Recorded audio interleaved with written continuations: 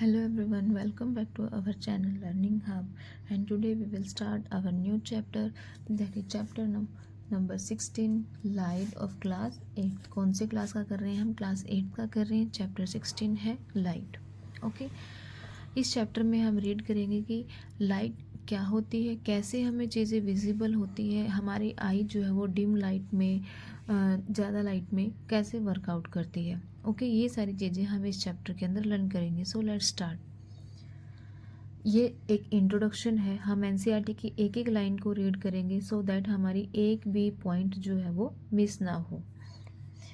The world is largely known through the senses. Means 5 type की senses होती हैं, 5 senses होती हैं हमारी। उनमें से एक सेंस क्या होती है हमारी? साइट की। साइट मतलब सी, देखना। is one of the most important senses.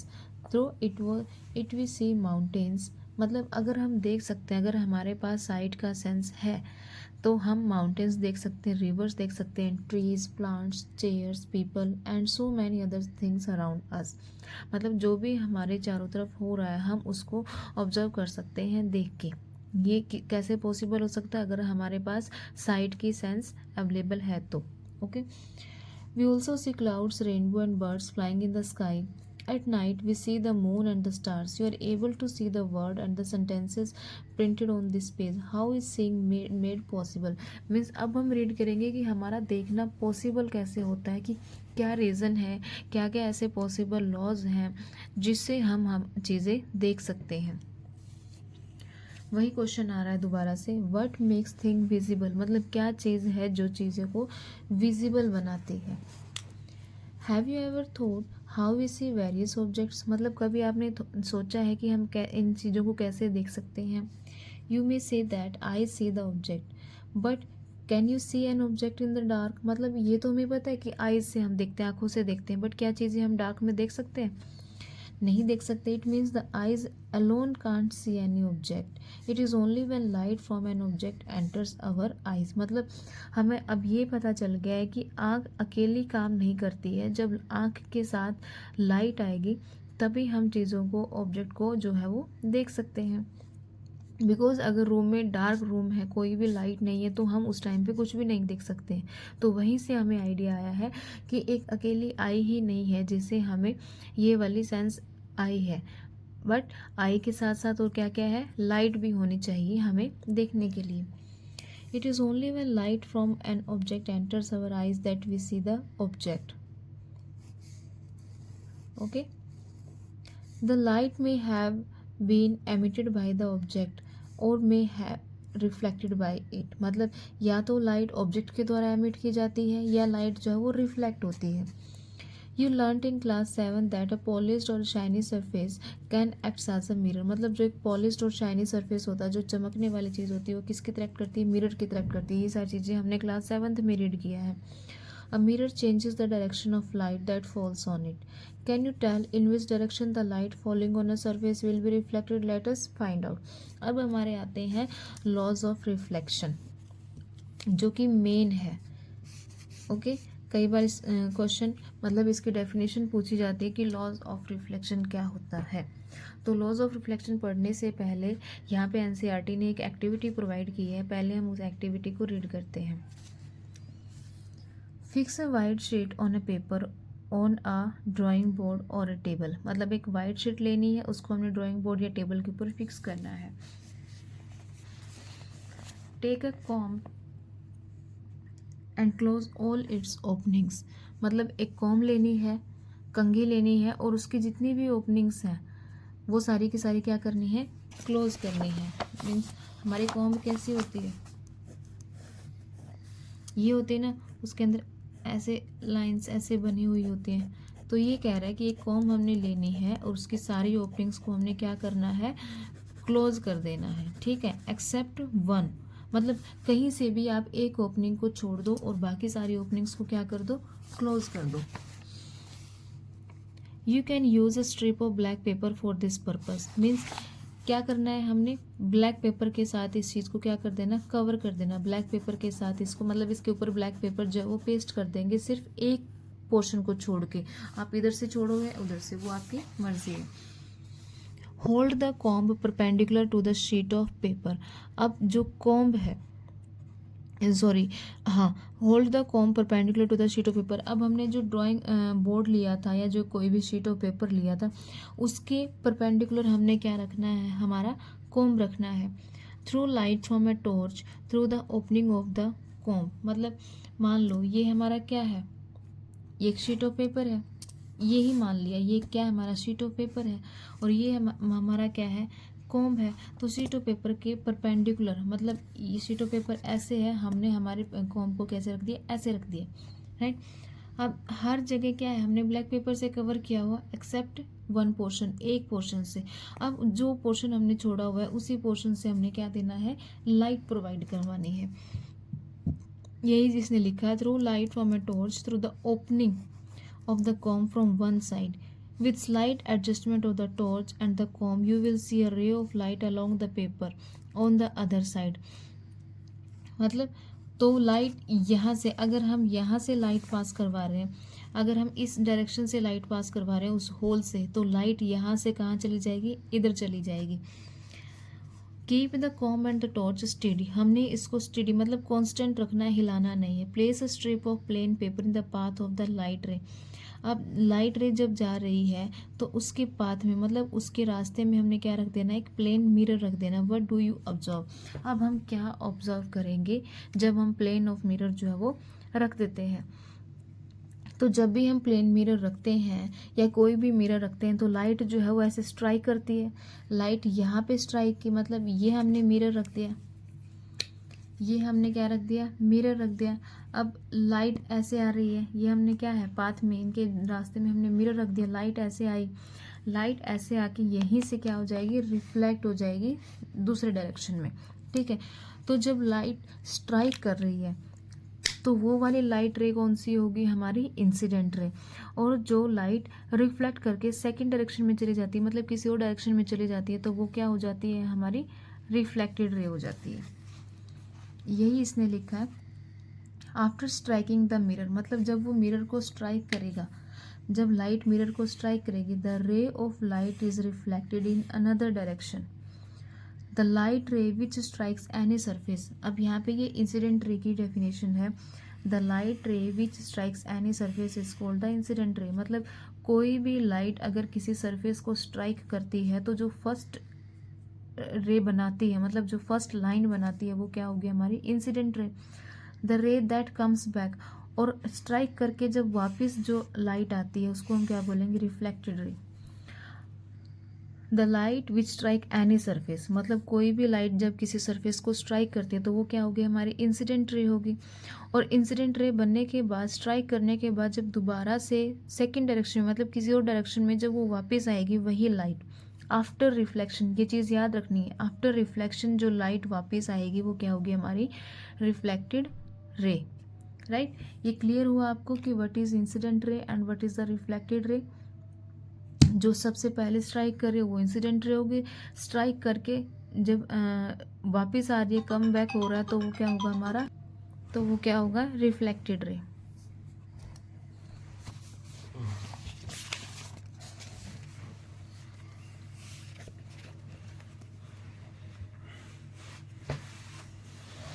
A ray of light is an idealization. In reality, we have a narrow beam of light which is made up of the several rays. मतलब एक narrow beam होती है light की जो several rays की बनी हुई होती है. For simplicity, we use the term ray for a narrow beam of light. मतलब एक narrow beam of light के लिए हमने क्या word use किया है, ray word use किया है. Draw lines showing the position of the plane mirror, the incident ray and the reflected ray on the paper with the help of your friends. अब हमने जो रीड किया था कि इंसिडेंट रे क्या होता है, रिफ्लेक्टेड रे क्या होता है, अब वो रे हम बना के देखेंगे इसके ऊपर, ठीक है. प्लेन मिरर में हमने जो अभी एक्टिविटी की थी उसी को यूज़ करेंगे. Remove the mirror and the comb, मतलब जो एक्टिविटी थी कि मिरर और कॉम्ब वाली, अब हमने उस एक्टिविटी में क्या किया कि मिरर को भी रिमूव कर दिया, कॉम्ब को भी रिमूव कर दिया. Draw a line making an angle of 90 degree to the line representing the mirror. 90 degree मतलब परपेंडिकुलर जो हमने लिया था. At the point where the incident ray strikes the mirror, और कहाँ पर स्ट्राइक की थी, वो उसी पॉइंट पर स्ट्राइक की थी. Mirror, this line is known as the normal, तो वो लाइन क्या होगी हमारी, नॉर्मल होगी to the reflecting surface at that point. The angle between the normal and the incident ray, अब जो नॉर्मल और इंसिडेंट रे के बीच में जो एंगल होगा, the angle between the normal and the incident रे is called the angle of incidence. जो angle होगा नॉर्मल और इंसिडेंट रे के बीच में, वो क्या होगा हमारा, angle of incidence. The angle between the normal and the reflected रे, वो कौन सा होगा हमारा, एंगल ऑफ रिफ्लेक्शन। अभी हम बना के भी देखते हैं। ये हमने क्या लिया है, यहाँ पे एक प्लेन मिरर लिया है। क्या लिया है यहाँ पे हमने, एक प्लेन मिरर, राइट।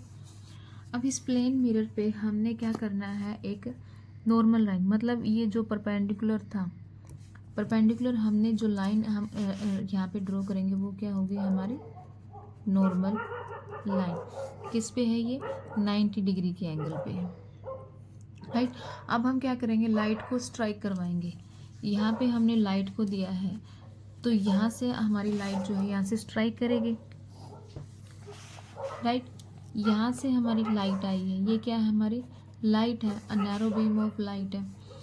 तो जब लाइट मिरर के ऊपर जा रही है, इंसिडेंट हो रही है, तो वो क्या बन जाएगा हमारा, angle of incidence, angle of incidence, क्योंकि वो किसने बनाई है, इंसिडेंट लाइन ने बनाई, ठीक है।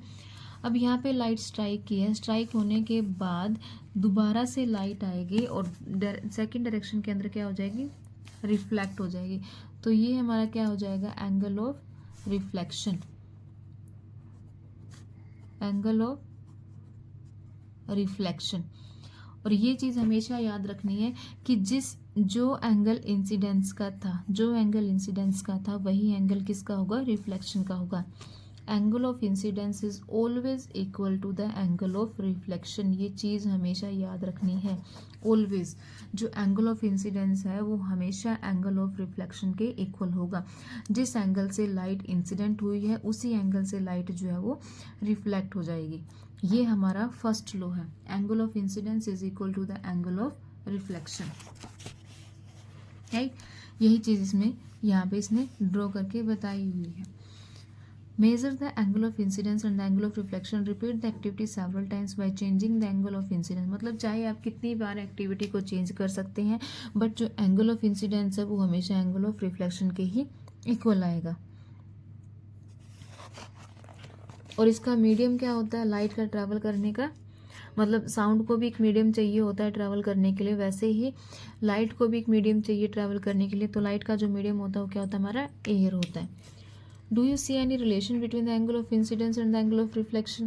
Are they approximately equal? If the experiment is carried out carefully, it is seen that the angle of incidence is always equal to the, यही चीज़ मैंने आपको बताई है, angle of incidence is always equal to the angle of reflection. This is one of the laws of reflection, और ये सबसे पहला law है हमारा रिफ्लेक्शन का, laws of reflection. Angle of incidence is always equal to the, और ये चीज़ याद रखनी है यहाँ पे, always angle of incidence is always equal to the angle of reflection. This is one of the laws of reflection, okay. अगर हमसे पूछा जाता है कि write one law of reflection, तो हम ये वाला लॉ लिख सकते हैं, angle of incidence is equal to the angle of reflection, okay. What would happen if I through the light on the mirror along the normal. अब दोबारा से इसने एक एक्टिविटी गिवन है, यहाँ पे हम एक्टिविटी अब रीड करते हैं। Perform activity 16.1 again, this time use a sheet of stiff paper और अ चार्ट पेपर, मतलब या तो स्टिफ पेपर लो या फिर चार्ट पेपर लो। Let the sheet project a little beyond the edge of the table.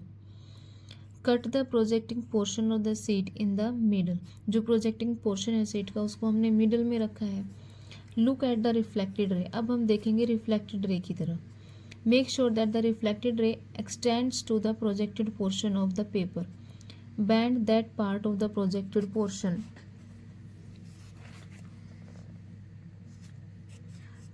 on which the reflected ray falls. Can you still see the reflected ray?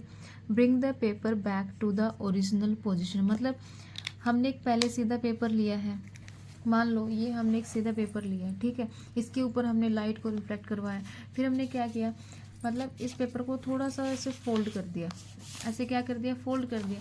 अब इसमें क्या है, ऐसे बेंड हो गया। फिर हमने देखा कि जो लाइट ट्रैवल कर रही है वो अभी भी स्ट्रेट ट्रैवल कर रही है कि मतलब जैसे पेपर बेंड हो रहा है उसी की पोजीशन। फिर से हमने उसके पेपर को क्या कर दिया, सीधा कर दिया। और फिर हम लाइट को क्या कर रहे हैं, चेक कर रहे हैं, right. Original question, can you C the reflected रे अगेन। क्या हमें दोबारा से रिफ्लेक्टेड रे दिखेगी, व्हाट डू यू इन्फर, हमें क्या मिलता है। तो मतलब लाइट बैंड नहीं होगी, लाइट का जो है वो एक ही प्लेन में होती है। Incident ray, reflected and the normal at the point of lie in the same plane. यही चीज इसने लिखा है, incident ray, reflected ray and the normal at the point of incidence lie in the same plane. Means अगर हम paper को bend भी कर देते हैं तो ये नहीं है कि लाइट यहाँ ट्रैवल किया फिर लाइट पेपर की तरफ ऐसे बेंड होगी, नहीं, लाइट जो है उसका एक सेम प्लेन होता है। लाइट यहाँ नहीं जाएगी, लाइट जो है वो सीधा ट्रैवल करेगी। Light always travel in a straight line. कि अब पेपर बैंड हो रहा है तो पेपर बैंड होने के साथ साथ लाइट जो है वो बैंड नहीं होगी, लाइट का जो पाथ होता है वो हमेशा स्ट्रेट होता है। वो चीज़ इस एक्टिविटी के अंदर हमें पता चली है। और देखो यहाँ से हमें क्लियर दिखाई भी दे रहा है रिफ्लेक्टेड रे। ये देखो यहाँ से ये इंसिडेंट लाइट आई है, ये वही कॉम्ब है, कॉम्ब के बीच की जो एक रे हमने छोड़ी हुई थी जिसको हमने ब्लैक पेपर से कवर नहीं किया था, हमने वहीं से लाइट पास की, इंसिडेंट रे आई, रिफ्लेक्ट होके रिफ्लेक्टेड रे बन गई, ठीक है। और बीच में ये हम यहाँ पे नॉर्मल ड्रॉ कर सकते हैं। ये एंगल ऑफ इंसिडेंस बन गया, ये एंगल ऑफ क्या बन गया, हमारा रिफ्लेक्शन बन गया। When the whole sheet of paper is spread on the table, it represents one plane. जब पूरी पेपर को हमने स्प्रेड कर दिया तो वो एक प्लेन बन गया। The incident ray, the normal at the point of incidence and the reflected ray all lie in this plane. मतलब इंसिडेंट रे है, नॉर्मल है या पॉइंट ऑफ इंसिडेंस है या रिफ्लेक्टेड है, सभी एक सेम प्लेन पर है। When you bend the paper, you create a plane different from the plane. मतलब जब हमने पेपर को बैंड कर दिया तो हमने एक अलग सा प्लेन डिफाइन कर दिया वहाँ पे, in which the incident ray and the normal लाई।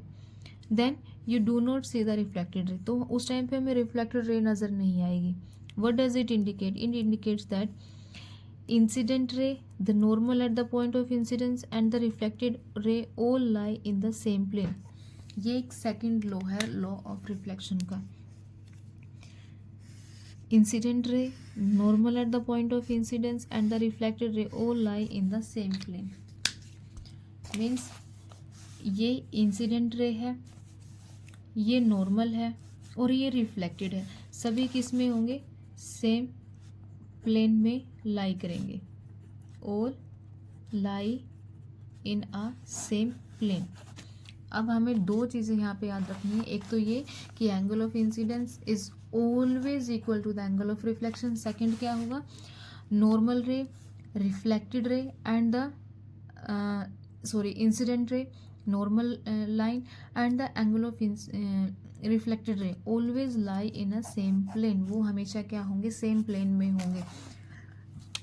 अगर हम पेपर को बेंड भी कर देते हैं, मीन्स यहाँ से मैंने पेपर को बेंड कर दिया, अब क्या है, मुझे लाइट एंगल ऑफ इंसिडेंस दिख रहा है, नॉर्मल लाइन दिख रही है, बट जो लाइन ऑफ रिफ्लेक्शन है वो मुझे नहीं दिख रही है, ठीक है। मतलब लाइट बैंड नहीं होगी। अगर हम पेपर को बैंड करते हैं, किसी ऑब्जेक्ट को बैंड कर देते हैं तो उसके साथ साथ लाइट जो है वो बैंड नहीं होती है। लाइट का अपना एक स्ट्रेट लाइन होता है, स्ट्रेट पाथ होता है। इंसिडेंट रे, the normal at the point of incidence and the reflected ray all lie in the same plane. This is the another law of reflection और ये second law है reflection का।